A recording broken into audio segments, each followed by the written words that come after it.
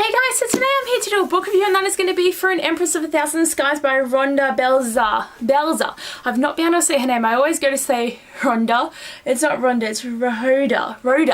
I don't even know. This book was one of my anticipated reads for the year, and I was really excited to get it, and it was an okay read. Like, it wasn't as good as I thought it would be. Like, it's quite a small book, and that's a really small amount of space to fit in such a big sci-fi plot, so that was a bit of a letdown, but overall it was pretty good. Also tell you guys, this book review is going to be spoiler free, so you can keep watching if you haven't read the book, because I will try and not spoil you. These are the videos where I try and not spoil. When they're spoiler videos, I try and talk as much as I can about everything, but I'm really going to try and not spoil this book for you. But if you don't know what this book is about, it's about a girl named Rhiannon. I'm sorry, looking at the back, but her name's Rhiannon Tarn.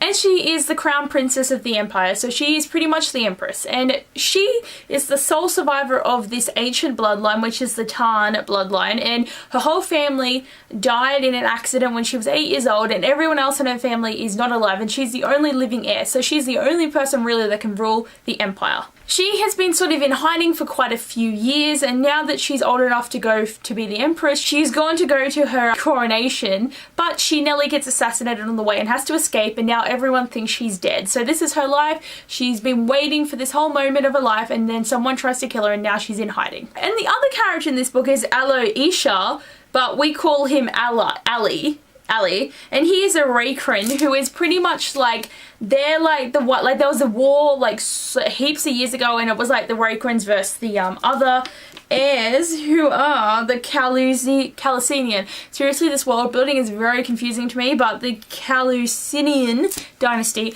So there was a big war and the Rakrins lost, but the Calusinians actually went for mercy, so it's kind of like a real taint to be a Rakrin, but he is actually a star of this show called Drone Vision. So he is actually like a soldier in the empire and the universe and everything, but him and his best friend Vincent get filmed, so they're like movie stars. So you've got an empress and a movie star, but he doesn't really want to be a movie star, and he doesn't really like having all this attention on himself. But when the news breaks out that the empress has been assassinated, all eyes for some reason turn to him. So now they're both on the run. So he's running from people who think he's killed Rhi, and Rhi is running from people who are trying to kill her. So there's a lot of running through the universe in this book, and it's always very interesting to read. And that's pretty much how the story goes, of how they get out of mischief, how they get out of everything, how to figure out a lot of things, a lot of big twists and turns throughout this book, and it was pretty interesting and very like, kept me at a level of heightened anxiety, because I was like, I don't know what's gonna happen. Now that you've got my semi-weird description of the book, hope it makes sense to you, we can get into some of the things I would like to discuss. Main thing I'd like to say though is that the world building isn't that great, and there was a few like holes with where things were and how things intertwined and everything. Like, there is a map, but it's kind of confusing. Like, if I can get this map up in a second, like, this is the map, and it's pretty much just a bunch of planets, and I'm looking at this like, okay, I don't even know what's going on.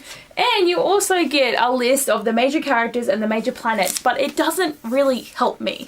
Like, I'm reading it and I have no idea where I am. I don't know what people are doing. I don't know why they're doing it, and I'm just like, ugh. So I kind of had to like look past that and just keep going, but it was just very confusing. So that kind of docked a bit of time off this book for me, because I was so confused about what was going on that I just was like, what's going on? I don't know.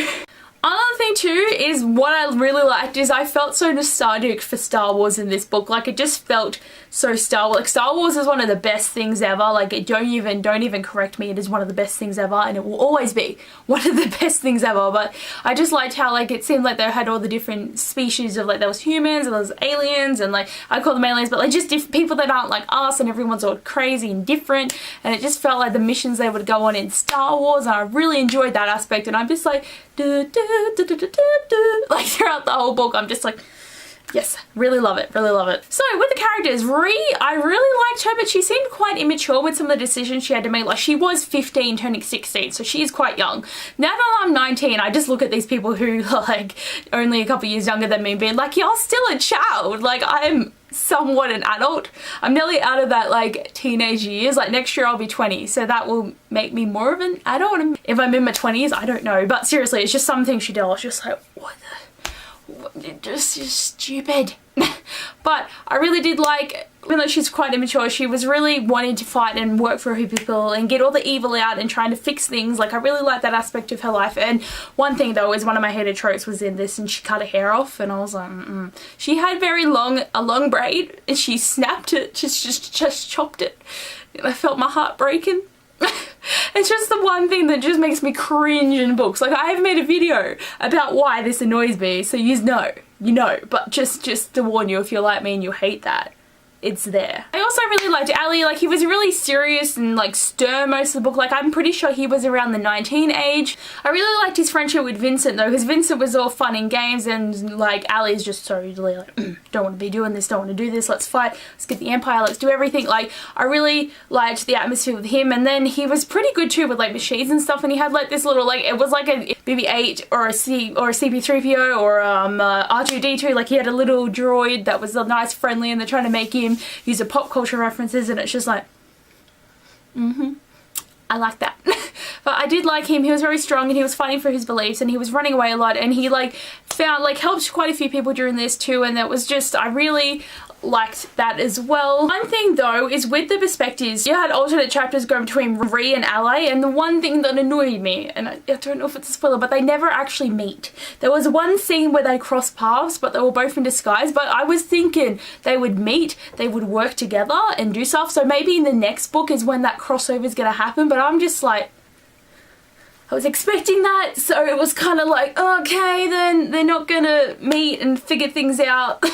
okay, like I just went into the book expecting that, and it didn't happen, so I was just like gonna let you guys know that if you were expecting that too, it didn't happen. But other than that, I still really enjoy this book. There was a few tropes in this, and one thing at the end where I was like, saw it coming by a mile. Like, it's one of the most obvious plot point traits to do with the Empress thing, and it's just like, oh, okay, that happened. But anyway, I'm not going to tell you what it is because it's a spoiler, but if you've read the book, you know what I'm talking about. You have to know. But anyway, I did really enjoy this book. Like, the plot of it was okay. It was very fast paced, but the book only being like it was only like 310 pages, so I feel like the second book would hopefully emphasize more on the plot, because this is going to be a duology, so that's good. So instead of it being like this big, it might be like a little bit bigger. Like, if they can give me like a 400 to 500 page book that's still as fast paced as this, I will really appreciate that, and I would enjoy it. Anyway guys, I really gotta say, I think I gave it 4 stars on Goodreads, so I'd say 4 out of 5 stars for this. It's just, it was a bit